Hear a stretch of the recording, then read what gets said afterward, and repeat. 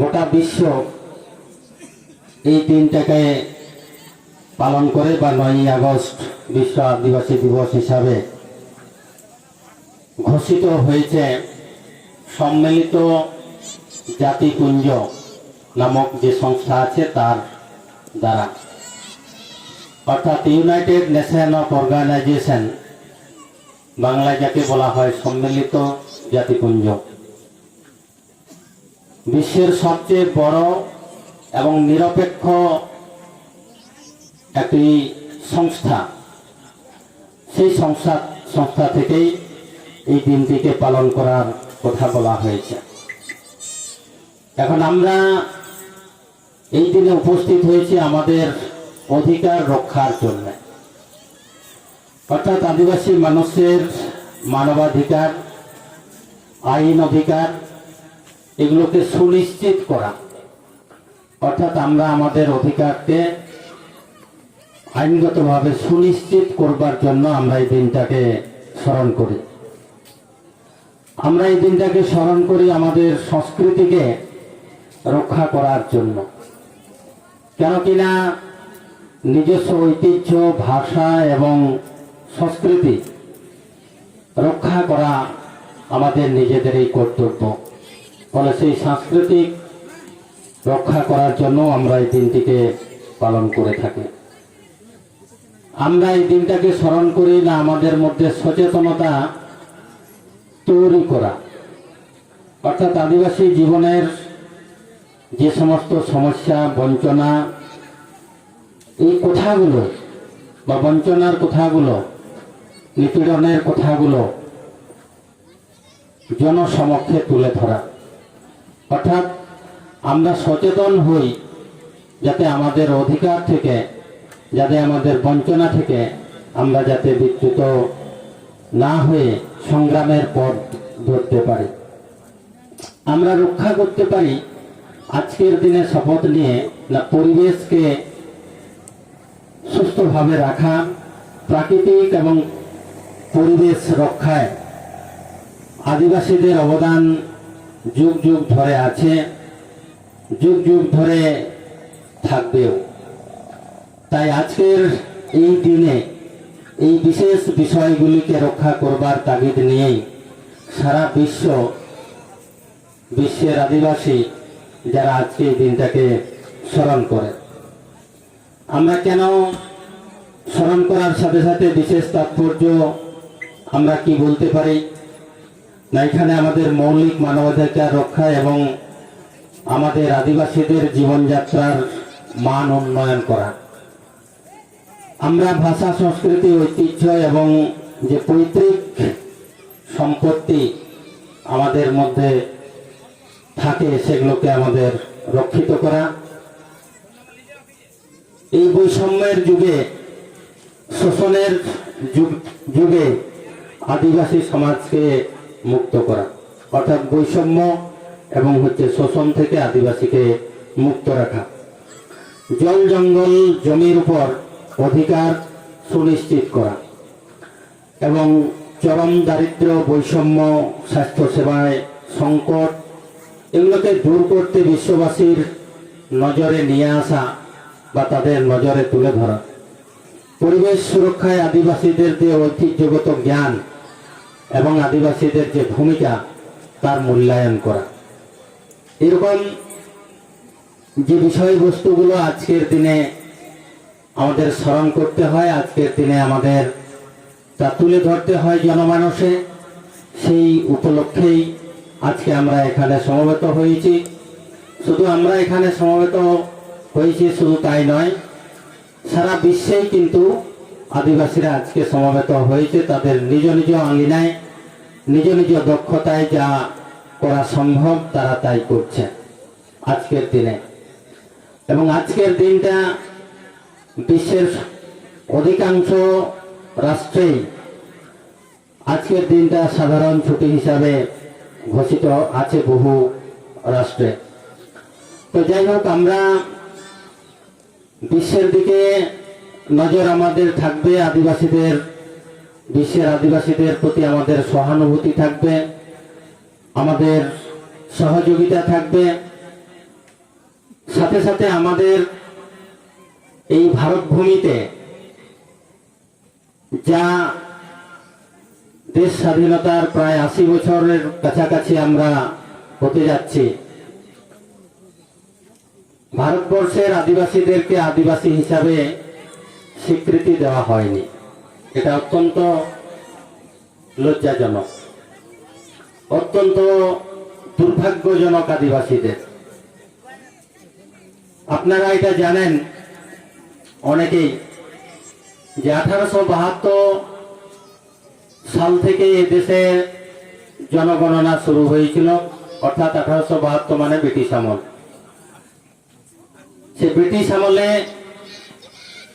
আদিবাসীদের স্বতন্ত্র একটা ধর্ম কোড হিসাবে গণনা করা হতো এবং তা 1947 সাল পর্যন্ত কিন্তু আদিবাসীদের সেই স্বতন্ত্র ধর্ম কোড উল্লেখ ছিল।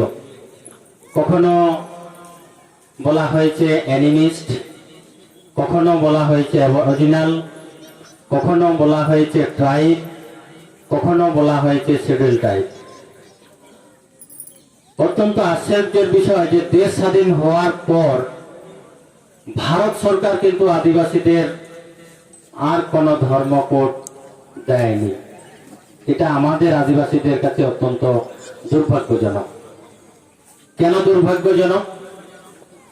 না, এই ভারতবর্ষের বিদেশি ব্রিটিশদের বিরুদ্ধে প্রথম যে হাতিয়ার, প্রথম যে লড়াই, প্রথম যে সংগ্রাম তা আদিবাসীদের মধ্যে, এবং তা আরো পরিষ্কার করে বলা যেতে পারে যে আদিবাসী ভূমিজরাই প্রথম এই বিদেশি ব্রিটিশদের বিরুদ্ধে অস্ত্র ধারণ করেছিলেন। কিন্তু দেখুন কোথায়, 1947 সাল, 1950 সালের 26শে জানুয়ারি দেশের সংবিধান কার্যকরী হয়ে গেল এবং তার পরবর্তী যতগুলো জনগণনা হয়েছে, মানে লাস্ট 2011, কোথাও কিন্তু আদিবাসীদের স্বতন্ত্র ধর্ম কোডের উল্লেখ নেই। তার মানে স্বাধীন ভারতবর্ষের সরকার এই দেশের আদিবাসীদেরকে আদিবাসী হিসেবে স্বীকৃতি দেয়নি। কোথাও বলেছে জনজাতি, কোথাও বলছেন উপজাতি, আবার ইদানিং একটা শব্দ ব্যবহৃত হচ্ছে, তা হচ্ছে বনবাসী। বনবাসী বলে আমাদের উল্লেখ করা হচ্ছে। এইসব শব্দগুলো আমি মনে করি না আদিবাসীদের গর্বের একটা শব্দ, গর্ব করার একটা শব্দ। জনজাতিতে আমরা গর্বিত নই, উপজাতিতে হিসাবেও আমরা গর্বিত নই, এবং দৃঢ়তার সাথে বলছি বনবাসী হিসাবেও আমরা গর্বিত নই। আমরা গর্বিত হব তখনই যখনই আমাদেরকে আদিবাসী হিসেবে স্বীকৃতি দেওয়া হবে। সম্মিলিত জাতিপুঞ্জের সাধারণ সভায় যেদিন ভারত সরকার এই ভারতবর্ষের আদিবাসীদেরকে আদিবাসী হিসাবে সঠিক তথ্য দিবেন এবং অন্যান্য দেশের সাথে অন্যান্য দেশের আদিবাসীদের সমতুল মর্যাদায় আমাদের ভূষিত করবেন, ওই সম্মিলিত জাতিপুঞ্জে ভারত সরকার আদিবাসী হিসাবে তথ্য দিলে। অর্থাৎ আমাদের বুঝতে হবে যে আমাদের যেভাবে বলা হচ্ছে তা কিন্তু আমাদের গর্ব করার নয়, সেটা সরাসরি কিন্তু আদিবাসী হিসেবে আমাদেরকে কিন্তু অপমান করা হচ্ছে। আদিবাসী বলতে অসুবিধা হচ্ছে কারো কারো, অর্থাৎ ঘোর পথে বা অন্যভাবে আমাদেরকে অন্য লাইনে একটা নিয়ে যাবার ষড়যন্ত্র চলছে, যা বনবাসী হিসেবে আমাদেরকে উল্লেখ করে রাখতে চাইছে। এবং আগামী দিনে হয়তো কি হবে না, আগামী দিনে দেখা যাবে যে এই ভারতবর্ষের আদিবাসীরা যা সংখ্যা আছে সেই সংখ্যাটা হয়তো কমবে, আর যখন কমবে তখন দেখা যাবে কি না রাজনৈতিক ক্ষেত্রে তার প্রথম প্রতিফলন দেখা যাবে। আশা করছি সেরকম হতে পারে। সেটা কি আমাদের এই রাজ্যে দুটো লোকসভা সিট আছে, দেখা যাবে দুটো লোকসভা সিটের মধ্যে একটা লোকসভা সিট থাকবে না। আমাদের এখানে 16টা বিধায়কের পদ রয়েছে সংরক্ষিত, দেখা যাবে সেই 16টার জায়গায় হয়তো 10টা আদিবাসীদের জন্য সংরক্ষিত থাকছে। এগুলো সকলেই অনুমান নির্ভর, হতে পারে এমনটা আগামী 20-30 বছরের মধ্যে এমনটা হওয়ার সম্ভাবনা আছে। তাই যারা আমাদের বনবাসী বলে উল্লেখ করছে তাদের মুখটা চেপে ধরতে হবে, আমাদেরকে সম্মোধিত করতে হবে না। আমাদের সম্মানের প্রয়োজন নেই, আপনি সম্মান না করতে পারেন, কিন্তু অপমান করার ক্ষমতা বা অপমান করা আপনার উচিত নয়। তাই যারা আমাদের বনবাসী বলছেন, যারা আমাদের উপজাতি বা জনজাতি বলছেন, আপনাদের বলতে হবে না, এই ধরনের শব্দ ব্যবহার করে আমাদের অপমানিত করবেন না। আমরা এমন শব্দ শুনতে চাই না। ফলে আমরা যদি না সতর্ক হই, সাবধান হই, তাহলে নিশ্চিতভাবেই কিন্তু আমরা এবং আমাদের আগামী ভবিষ্যৎ অত্যন্ত সংকটজনক চিন্তার মধ্যে পড়তে পারে বা সংকটজনক পরিবেশ পরিস্থিতি হতে পারে। আমরা আজকের দিনে এই কথাও নিশ্চিতভাবেই বলতে পারি যে আদিবাসী সংস্কৃতি, আদিবাসী নিজস্বতা, আদিবাসীর বৈশিষ্ট্য আজকের দিনে সগর্বে পালিত হচ্ছে, সারা দেশ পালন করছে, সারা বিশ্ব পালন হচ্ছে। কিন্তু আপনারা কি এটা দেখেছেন? নিশ্চয়ই দেখেছেন যে বর্তমান যে সরকার, সেই সরকারের পক্ষ থেকে বিশ্ব আদিবাসী দিবস পালিত হয়নি এবছর। সরকার ঘোষণা করেছিলেন ঝাড়গ্রামে বৃহত্তর ভাবে বিশ্ব আদিবাসী দিবস সরকারিভাবে পালিত হবে। কয়েকদিন আগে আমরা দেখলাম একটা নোটিফিকেশন জারি হয়েছে, এবং সেই নোটিফিকেশনে এটা উল্লেখ করে দেওয়া হয়েছে যে এবছর বিশ্ব আদিবাসী দিবস সরকারিভাবে পালিত হচ্ছে না, বা যা ঘোষণা করা হয়েছিল পূর্ব ঘোষিত ঝাড়গ্রামে তা বাতিল করা হচ্ছে। রাজ্যের সমস্ত জেলার ডিএমদের কেউ সেই নির্দেশ দেওয়া হয়েছে যে জেলায় যে সমস্ত সরকারি প্রোগ্রামের ব্যবস্থা করা হচ্ছিল তা বাতিল করা হয়েছে। তাহলে তো নিশ্চয়ই আপনারা শুনতে চাইবেন যে নিশ্চিত একটা কোনো কারণ আছে এখানে। আপনাদের বলি, সোশ্যাল মিডিয়াতে সেই বাতিলের নোটিফিকেশনটা ঘুরে বেড়াচ্ছে, আপনারা সেই নোটিফিকেশনটা দেখুন, সেখানে কোনো কারণ কিন্তু উল্লেখ নেই, যুক্তিযুক্ত কোনো কারণ নেই যে কারণের জন্য সরকারিভাবে পালিত হওয়া আন্তর্জাতিক আদিবাসী দিবস বাতিল হচ্ছে। অর্থাৎ কোনো অজানা কারণেই আজকে এই রাজ্যের আদিবাসীকে তাদের মননে,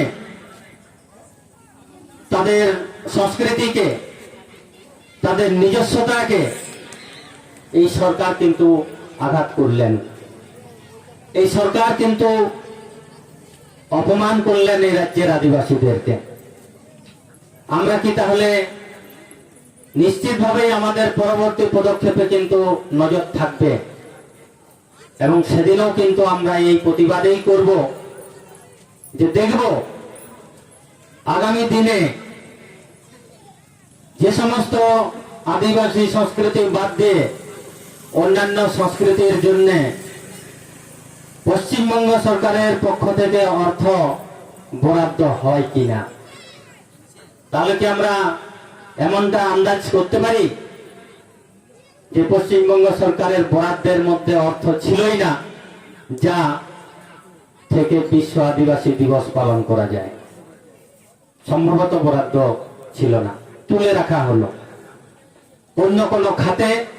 আগামী দিনে নিশ্চয়ই সেটা ব্যবহৃত হবে বলে আমরা অনুমান করছি। তবে সেদিনও আমাদের প্রতিবাদ থাকবে, যেদিনেই তার সুযোগ পাবো সেদিনেই নিশ্চিত করে এটা আমরা বলবো। অত্যন্ত আশ্চর্যের বিষয়, আপনারা খেয়াল করে দেখেছেন, এ রাজ্যের মুখ্যমন্ত্রী একটা ফেসবুকে পোস্ট দিয়ে এ রাজ্যের আদিবাসীদেরকে শুভেচ্ছা জানিয়েছে। একটা সরকারের, একটা মুখ্যমন্ত্রীর এ রাজ্যের কর্তা হিসাবে সমগ্র আদিবাসীদের ক্ষেত্রে শুধুমাত্র এই শুভেচ্ছাটাই কেবল, অন্য কিছু ছিল না, না তা একটা দায় সারা দিয়ে এড়িয়ে যাওয়া হলো এ রাজ্যের আদিবাসীদেরকে। আমরা দেখলাম না যে আমাদের রাজ্যের নবনির্বাচিত 16 জন এমএলএ তারা কোথাও কোনো প্রতিবাদ করলেন, কোথাও কোনো এক কলম লিখলেন যে কেন আদিবাসী দিবস বাতিল হলো বা সরকার বাতিল করলো, কোথাও কোনো প্রতিবাদ নেই, একটা শব্দ ব্যবহার করা হয়নি। তাহলে আমরা এটা নিশ্চিতভাবেই বলতে পারি, পূর্বে যে সমস্ত আমাদের সম্মানীয় বিধায়করা যেভাবে বোবা কালা ছিলেন, এ সরকারেও আমরা ঠিক সেভাবেই প্রথম পর্যায়ে আমরা দেখতে পাচ্ছি তারা বোবা কালারেই উদাহরণ রেখে গেলেন। অতএব খুব বেশি আশা করবার কোনো দরকার নেই, খুব বেশি চাহিদার প্রয়োজন নেই। সেই চাহিদা পূরণ নাও হতে পারে, সেই চাহিদা পূরণ যে হবে না সেটা নিশ্চিত করে এখনই বলা যেতে পারে। আমরা চাইব যে আমাদের নিজস্বতা, সংস্কৃতি, ভাষা এগুলোকে সুরক্ষিত রাখা।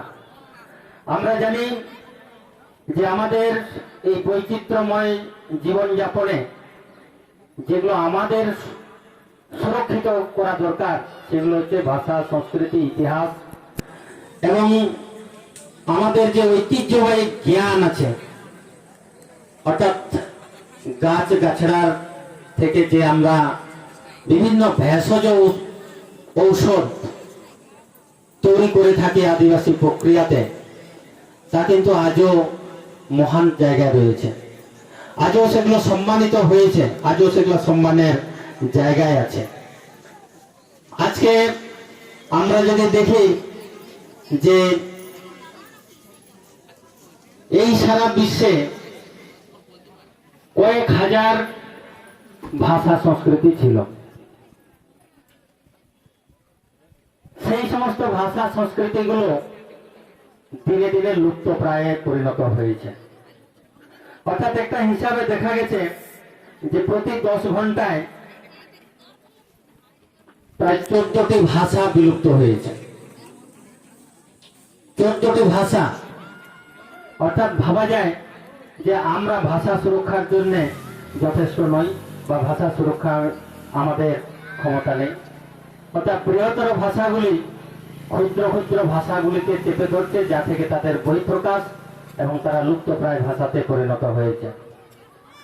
আপনারা নজর রাখবেন, আমাদের যুব সমাজের কাছেও আমার এই বার্তা যে সম্প্রতিকালে এদেশে সংরক্ষণ বিরোধী এক শ্রেণীর মানুষের আবির্ভাব লক্ষ্য করা যাচ্ছে, যারা কিনা বলতে চাইছে যে সংরক্ষণের জন্য নাকি দেশ এগোচ্ছে না, সংরক্ষণের জন্য নাকি দেশ পিছিয়ে যাচ্ছে, সংরক্ষণের জন্য নাকি মেধারা স্থান পাচ্ছে না। সেই সমস্ত বুদ্ধিজীবী এবং যাদের এত বৃহৎ জ্ঞানের মেধা আছে তাদের কাছে বলতে পারি যে 22% যদি ওবিসি হয়, 15% যদি এসসি দের হয়, আর 7% যদি আদিবাসীদের হয়, তাহলে 100-র মধ্যে এসসি এসটি ওবিসি বা তথা সংরক্ষণের কত হলো আর অবশিষ্ট কত থাকলো, তাহলে তো সোজা হিসাব দেখতে পাওয়া যাবে। আর তা সত্ত্বেও বলি, এই সংরক্ষণ থাকার পরেও বলি, দেশের সর্বত্র জায়গাগুলির উচ্চ পদস্থানে তারা রয়েছে, আদিবাসীরা এখনো কিন্তু সেই জায়গায় পৌঁছাতে পারেনি। সেই জায়গায় পৌঁছানো পৌঁছানোর যে জায়গা সেটাও কিন্তু সুযোগ অনেক ক্ষেত্রে আমাদের দেওয়া হয়নি। ফলে যারা এই তত্ত্বটা না মেনেই কথাটা বলছেন তারা সঠিক বলছেন না, তারা সঠিক বিচার করছেন না। আজকে নেট নিয়ে অনেক প্রশ্ন করছেন, অনেক মেধা নিয়ে বড়াই চলছে। আমরা কয়েক বছর আগে দেখেছি পাঞ্জাব ন্যাশনাল ব্যাংক থেকে কত হাজার কোটি টাকা চুরি করে পালিয়ে গেল বিদেশে। সে কি আদিবাসী ছিল? সে কি সংরক্ষণের লোক ছিল? আজকে অনিল আম্বানি, মুকেশ আম্বানিরা কয়েক হাজার কোটি টাকার লোন মাত্র 26,000 টাকার মধ্যে সম্ভব হয়ে যায় নাকি, এরকম একটা খবর। তো সে কি আদিবাসী ছিল না সে সংরক্ষণের লোক ছিল? দেশকে যারা লুটে খাচ্ছে, রাজ্যকে যারা লুটে খাচ্ছে, তাদের মধ্যে কতজন আদিবাসীকে আপনারা দেখেছেন? এসএসসির চাকরি এত চুরি হয়েছে এই রাজ্যে, সেই চাকরি চুরির যারা করেছেন তাদের কিছু নাম প্রকাশ্যে এসেছে। তো সেই নামগুলো কতজন সংরক্ষণের ব্যক্তি আছে? যারা চাকরিটা কিনেছিল, চাকরি চুরি করে যারা কিনেছিল, তাদের নামও প্রকাশিত হয়েছে। সেই চুরির চাকরি যারা কিনেছিল তাদের মধ্যে কতজন সংরক্ষিত ব্যক্তিত্ব আছে? আপনাদের কাছে সেই হিসাব নেই। দেখবেন যান, মানে মেধাটা হচ্ছে আপনাদের চুরি করা, মানে চুরি করাটাই আপনাদের মেধা, ওটারই আপনারা বড়াই করেন। ফলে নিশ্চিতভাবে সংরক্ষণ বিরোধী যারা কথা বলছেন, যুক্তি সহকারে, তথ্য সহকারে সামনে বসুন না একদিন, দেখা যাক না সংরক্ষণ আপনার দেশকে কতটা পিছিয়ে দিচ্ছে নাকি আপনার রাজ্যটাকে কতটা পিছিয়ে দিচ্ছে, দেখাই যাবে। ফলে এইসব ভেবে সংরক্ষিত মানুষকে বা সংরক্ষণের মানুষকে অপমানিত করবেন না। যদি দেখা যায় এসসি, এসটি, ওবিসি মিলিত যদি দেখা যায় প্রায় 79% এই মুহূর্তে আমরা রয়েছি, হয়তো সংখ্যাটা সঠিক না, তারও বেশি। তাহলে 79 কি 80 যদি ধরা হয়, তাহলে বাকি 20% মেধারা, অর্থাৎ আমাদের সংখ্যার সাথে আপনাদের সংখ্যা নিতান্তই নগণ্য। ফলে এরা যারা যেদিন ওই পিঁপড়ার মতো দল বাঁধবে তখন কিন্তু আটকানোর জায়গা থাকবে না। ফলে সাবধান থাকবেন, সতর্ক থাকবেন, আদিবাসীদেরকে অপমানিত করবেন না। সংরক্ষণ মানেই যে সব নিয়ে নেওয়া তা নয়, অর্থাৎ পিছিয়ে পড়া জাতির প্রতিনিধিত্ব করার জন্য সংরক্ষণ। ফলে জোর গলায় এটা বলতে পারি, 1950 সাল 26শে জানুয়ারি থেকে 9ই আগস্ট 2026 সংবিধানে আদিবাসীদের উন্নয়নের খাতে, উন্নয়নের জন্য যে যে বিধিগুলো লেখা রয়েছে, সেই মেধাদের কাছে চ্যালেঞ্জ রাখতে চাইছি আমি, সেই মেধারা দেখিয়ে দেখ যে সংবিধানে উল্লেখিত আদিবাসী উন্নয়নের প্রত্যেকটা বিধি মানা হয়েছে, প্রত্যেকটা বিধি আদিবাসীদের জন্য ইমপ্লিমেন্ট করা হয়েছে। এটা যদি পরীক্ষা দেখাতে পারেন, এটা যদি মিলিয়ে দিতে পারেন, নিশ্চিতভাবে আমরাও সংরক্ষণ চাই না। তবে হ্যাঁ, এর মাঝখানে একটা গুরুত্বপূর্ণ কথা আছে, এর মাঝখানে একটা তাৎপর্যপূর্ণ কথা আছে, এর মাঝখানে একটা অপমানজনক কথাও আছে। সেটা কি না, জাতিভেদ। এখানে জাতিভেদ প্রবল আকারে এ রাজ্যে রয়েছে, এখনো রয়েছে। এসসি, এসটি, ওবিসিদের মানুষ মরলে এখনো দেখা যায়, এখনো আমরা এই দেশে দেখতে পাই, সেটা কি যে মাটি দিয়ে নিয়ে যাওয়া যাবে না, উপরে উপরে নিয়ে যেতে হবে শ্মশানে। শ্মশান যাত্রা তো বাধা দেওয়া হয়েছে।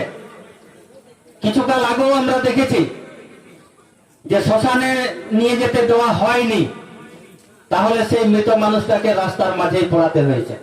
আমরা দেখেছি সোশ্যাল মিডিয়া মাধ্যমে, সংবাদপত্রের আমরা দেখেছি।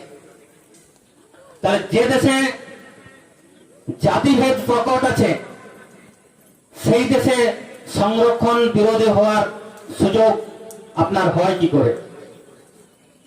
যে দেশে এখনো ছোট জাত বলে অপমানিত করা হয়, যাদের স্পর্শ হলে নাকি তাদের গঙ্গা জল বা গোবর জল দিয়ে সেই স্থান ধুতে হয়, তারা কি করে সংরক্ষণ বিরোধী কথা বলতে পারে? আগে জাতি ভেদটা তুলুন, সবাইকে সমান পর্যায়ে নিয়ে আসুন, সবাইকে সমানতার সামাজিক সমতায় নিয়ে আসুন, সামাজিক মর্যাদা সমান করুন, সব এক করুন। নিশ্চিতভাবে আমরাও সংরক্ষণ চাইব না। আজকে আদিবাসীদের গ্রামগুলো দেখুন, আর আপনার গ্রামটা দেখুন, আর আপনার শিশুদের শিক্ষার অবস্থাটা দেখুন, আর আমাদের প্রত্যন্ত গ্রামের আদিবাসী খেটে খাওয়া মানুষের শিশুর শিক্ষার অবস্থাটা দেখুন। এই দুটাকে সমান করুন, তো আপনার পরিবেশের সাথে সমতুল করুন আদিবাসীদের। আপনার শিশুটা বিদেশে পড়ছে, আপনারা এই ব্যবস্থাটা করুন না, আমাদের আদিবাসী ট্যালেন্ট ছেলেগুলোকে বিদেশে পড়ার ব্যবস্থা করে দেন। হিম্মত আমাদের আপনাদের সেটা নেই। অর্থাৎ সামাজিক সমতাই এখন তৈরি হয়নি, সামাজিক সমতাই এখন তৈরি করার স্লোগান উঠেনি। অর্থাৎ যারা সংরক্ষণ বিরোধীর বার্তা বয়ে বেড়াচ্ছেন, আপনাদের পরামর্শ দিচ্ছি বিনা পয়সায়, আপনারা আগে জাতিভেদের বিরুদ্ধে আপনারা আগে পিকেটিং করুন, সভা করুন, মিছিল করুন। নিশ্চিতভাবেই আপনাদের সাথে আমরা সহযোগিতা করব। কিন্তু সেই সমতা যতক্ষণ না আসছে ততক্ষণ নিশ্চিতভাবেই আমরা সংরক্ষণ চাইব, এবং সংরক্ষণের যা যা সুযোগ সুবিধা আছে তা আমাদের ছেলেমেয়েরা, আমাদের ভবিষ্যতের প্রজন্ম এবং এই সমস্ত আদিবাসীরা তারা সেই সুযোগ পাবে। তো আজকের দিনে এই সমস্ত যে অশুভ বিষয়গুলো আমাদের উপরে নজর করে রেখেছে, অশুভ বিপদগুলো যে আমাদের দিকে ছুটে আসছে, এগুলোকে রোধ করতে হবে। এগুলোর বিরুদ্ধে আমাদেরও যুক্তি তথ্যের প্রশ্ন নিয়ে বসতে হবে। অর্থাৎ আমাদেরকেও সচেতন থাকতে হবে। আজকে বিশ্ব আদিবাসী দিবসের দিনে আমি এই কথা বলে শেষ করব, যে সমস্ত বিষয়গুলো নিয়ে আমাদের সচেতনতা করা দরকার, সেই সমস্ত বিষয়গুলোকে সচেতনতার জায়গাতে আমাদের ভাবতে হবে। শেষ কথা এটা বলবো যে গত 1 আগস্ট থেকে গৃহ গণনা শুরু হয়েছে, এ রাজ্যে শুরু হয়েছে। অর্থাৎ এখনো হয়তো গ্রামে যারা গণনা করবেন তারা হয়তো যায়নি, কিন্তু 1 থেকে 15 তারিখ পর্যন্ত আপনি নিজেও সেই গৃহ গণনাটা করতে পারেন। ওটাকে বলছে সেলফ এনারোভেশন। আপনি নিজেও সেটা করতে পারবেন, অনলাইনেও করতে পারবেন। আপনার হাতে যদি বড় ফোন থাকে তাহলেও আপনি করতে পারবেন, এবং আপনি যদি নিজে করতে পারেন সব থেকে সেটা মানে নির্ভুল হবে। এবং ওটা কেউ যদি করেনও, সতর্ক করে দিয়ে ওখান থেকে যে আইডিটা পাবেন, ওই আইডিটা কিন্তু আপনাকে রাখতে হবে, সতর্ক করে রাখতে হবে আইডিটা। আপনার গ্রামে কিন্তু যিনি দায়িত্বে আছেন তিনি কিন্তু যাবেন, এবং উনি জানতে চাইলে তখন আপনি ওই আইডিটা দিবেন। ফলে উনি সেখান থেকে আপনার দেওয়া তথ্যগুলি যাচাই করবেন এবং পরবর্তীকালে তিনি অ্যাপ্রুভাল করবেন। তো এই গৃহ গণনাতে অতি সাধারণ 32টা প্রশ্ন রয়েছে। আপনার ঘরটা কিসের, কিসের দেওয়াল, কিসের ছাদ, কিসের ছাউনি, ঘরে টিউবওয়েল আছে কিনা, বাথরুম আছে কিনা, পায়খানা ঘর আছে কিনা, জল কোথা থেকে খান, কিসের উৎস সেটা, এই রকম অতি সাধারণ, ঘরে সাইকেল আছে কিনা, মোটর সাইকেল আছে কিনা, হ্যাঁ, এই ধরনের সাধারণ 32টা প্রশ্ন রয়েছে। সেই 32টা প্রশ্ন আপনার দ্বারা ফিল আপ করতে হবে। আগামী জানুয়ারির দিকে কি নভেম্বর ডিসেম্বরের শেষ দিকে আসল যে জনগণনা সেটা শুরু হবে, এবং তখন ওইখানে আমাদের যে গুরুত্বপূর্ণ বিষয়গুলো উল্লেখ করতে হবে, যে আমরা আমাদের মানুষজন যা পূর্বে ভুল করেছিল সেই ভুলের জায়গাটা কিন্তু আমাদের সংশোধন করতে হবে। অর্থাৎ যেখানে জাতি ভূমিজ, ভাষা ভূমিজ, লিপি অলনল, ধর্ম আদিবাসী, অর্থাৎ পূর্বের মতো যেমন টাইপ সিভিল টাইপ ছিল ওই টাইপের অরিজিনাল বা এনিমিস্ট, এই ধরনের আমাদের কিন্তু উল্লেখ করাতে হবে। কারণ আপনারা দেখেছেন যে 1872 সালে যে গণনা হয়েছিল তাতে মানভূমের যে সংখ্যা ছিল ভূমিজদের, তার তৃতীয় বৃহত্তম ছিল। কিন্তু কোথাও যেন যা বারবার কথা তা কোথাও যেন হারিয়ে গেছে। যেখানে 2,1872,000 সালে থাকে, সেটা 2011 সালে মাত্র 3,74,000।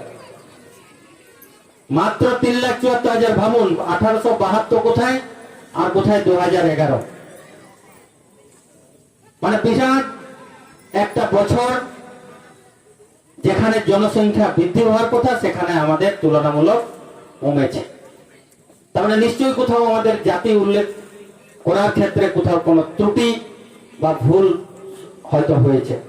এবারে কিন্তু সেই জাতি ভুল করা চলবে না, জাতি উল্লেখ করা দরকার। এই জনগণনায় ভারত সরকারকে সাহায্য করা, জনগণনায় সাহায্য করলে ভারত সরকারের দ্বারা যে সমস্ত সুযোগ সুবিধা আছে সেগুলো নিশ্চিতভাবেই দেওয়া হবে বা দিবে, বা সেই মতো ভারত সরকার একটা পরিকল্পনা করবে এবং সেই মতো দেশের নাগরিকের উন্নয়ন ঘটবে। সেই জন্যই জনগণনায় এই বিষয়গুলো কিন্তু অত্যন্ত প্রয়োজনীয়। অর্থাৎ নামের সাথে যাতে ভূমিজ, ভাষা ভূমিজ এবং আমাদের লিপির নাম অলনল আর ধর্মের জায়গায় আদিবাসী, এই কথা যেন আমরা লিখতে ভুল না করে। প্রত্যেককে অসংখ্য অসংখ্য ধন্যবাদ এতক্ষণ আমাকে সাহায্য করার জন্য। জয়।